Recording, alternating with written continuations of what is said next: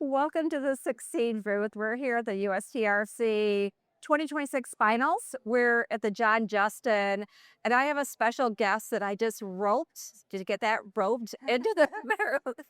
Ryleigh Torres. Thank you for meeting me over here. Absolutely. Thanks for having me. So, we're talking about powerful women, right?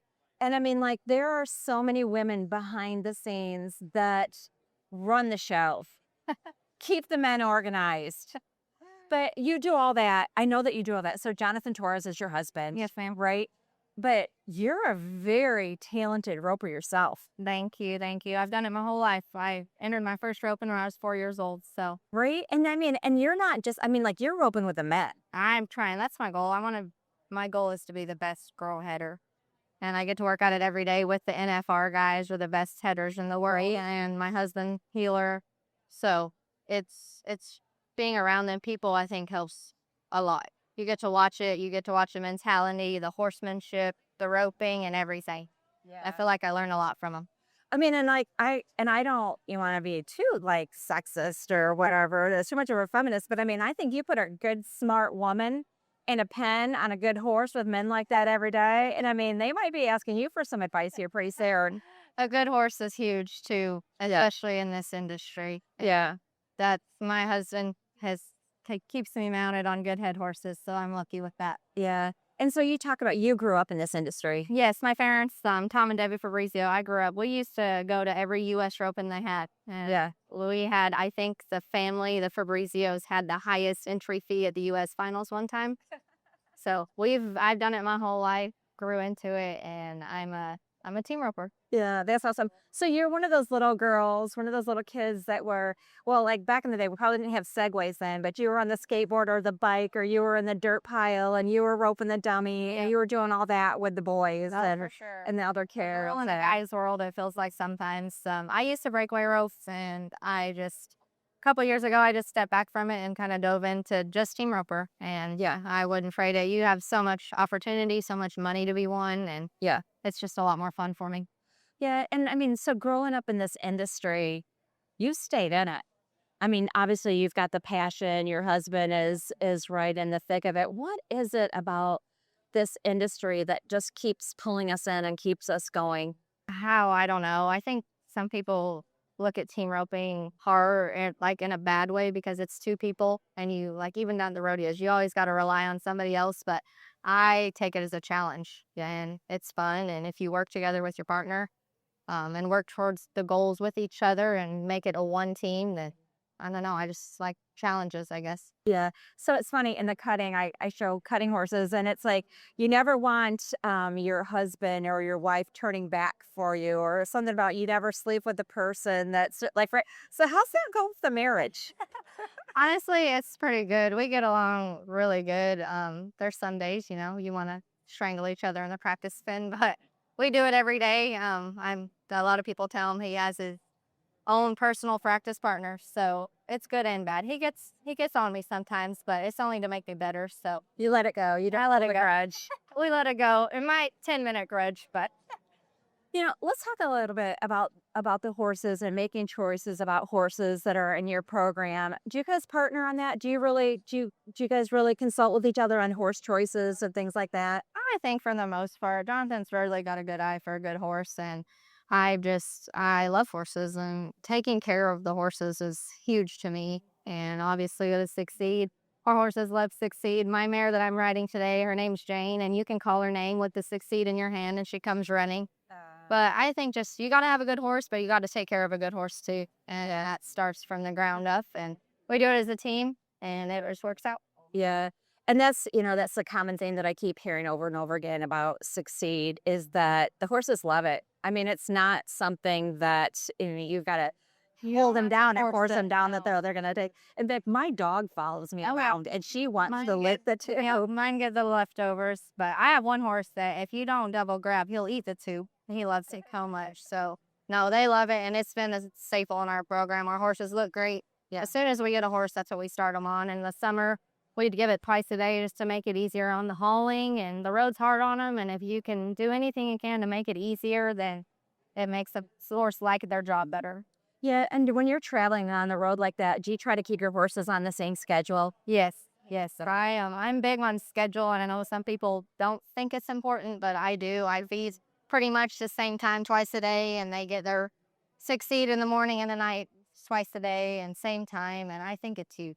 I do. Yeah, so if you're driving around the road and it's, 5 p.m. or whatever time you feed, you're gonna pull off the road Yep. and take care of the horses and You pull into a truck stop, unload. People give you dirty looks. They might come pet your horse, but yeah, we just treat them like they're our kids. We couldn't do it without them. yeah. So we couldn't do it without them. What's your favorite event to go to? Ooh, that's hard.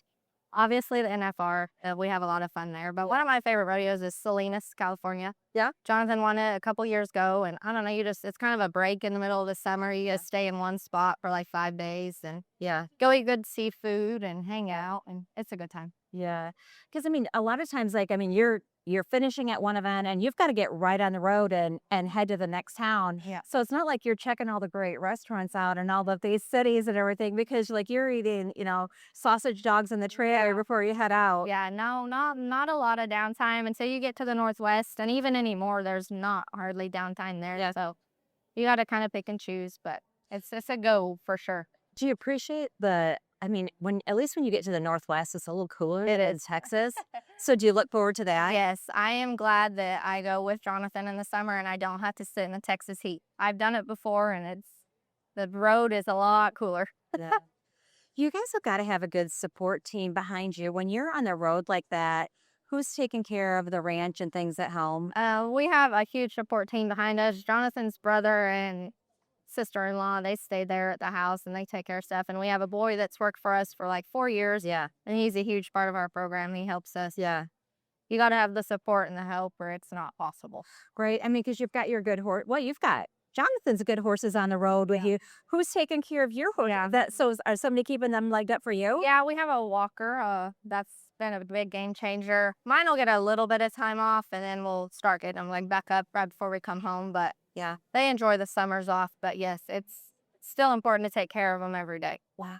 So when you think about this industry and, I mean, the Western Performance horses, the industry is really in a good spot. There's a lot of growth, but we need to keep growing. I mean, we've got to keep that pipeline. How do we encourage more kids to get involved? That's hard. I think just chasing their dream. I think they'll figure it out. I think I don't know. Say this: the new generation's different than ours, but they aren't in the same way. They love the ropes. I think just getting them to figure out that a good horse needs good care is huge. And I see a lot of it change on the road. You see a lot of guys figuring it out, take care of their stuff. And I just think the support and the drive will just get them there. Yeah. Yeah, and making more events. I mean, I know that like what Tyler and Wesley are doing as far as that youth roping is another avenue for kids that maybe they don't have that horse, but they can go to events like that and get more involved. We went to that event this year, and now it's just cool to see. It's cool to see that any kid can go there and enter and have fun and learn and be around the guys. And they have a lot of fun roping in the pro-am with them and stuff. And no, that event's huge. And there's so many kids up and coming. So it's cool to see. Did you high school rodeo? I did. I'm actually from Colorado originally. Oh yeah. I high school rodeoed in Texas, though. My parents drove me to Texas in Region 1. I won state my sophomore year, my first year down here. I high school rodeoed in Colorado my freshman year, and I think I turned out of state finals to go to a team roping, if I don't recall. And the next 3 years, I just wasn't loving it up there, and we came down here, and I won state and breakaway, made it to nationals my freshman year, and went to college at Weatherford, and then on to Stephenville, and I've lived there ever since. Yeah. Well, we wanted to make sure that we got a chance to speak with you because we know that you're behind the scenes loading the trailer, making sure that Succeed gets in the trailer Yes. and all those horses are getting it. And not that Jonathan would not pay attention to that. No, he honestly, he's OCD about it. He is OCD about his horses, and if he asks every day, did they get their succeed? Did they get this? And so he's back. He takes really good care of his horses. He's got a really good string behind him right now, and the good care is huge right now. Yeah. What's your dream for your husband this summer? We're chasing the gold buckle. Yeah, I hope we can get a gold buckle this year. All right. Well, I'm going to be cheering really loud for you from behind the scenes, and it was so fun to chat with you today. I know that our Succeed team has mentioned you several times that you're an unsung hero. It'll succeed world. So, and together we succeed. Yep, Thanks thanks. for seeing me. Thanks for having me. Appreciate it.